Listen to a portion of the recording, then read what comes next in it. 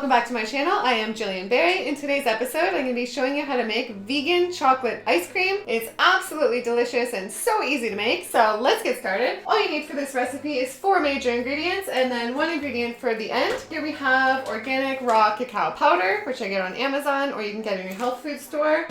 We have our 4 frozen bananas, just taken out of the freezer. We have some unsweetened almond milk, so you can use sweetened if you like it more sweet, or you can use any plant-based nut milk of your choice if you prefer cashew milk or another type of milk like coconut milk, anything. Go crazy, use whatever you want for that. It'll still taste amazing. We also have some dates to sweeten it, so use 3 to 5 dates depending how sweet you want it. I use my Vitamix to make this ice cream, so use any blender of your choice that will work for this. A heavy duty blender like a Vitamix is great.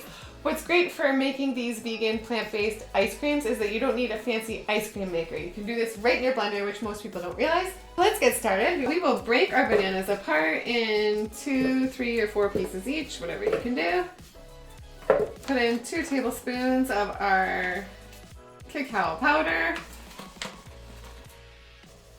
2 tablespoons of our nut milk. We will put in our 3 dates. So that is it. So easy.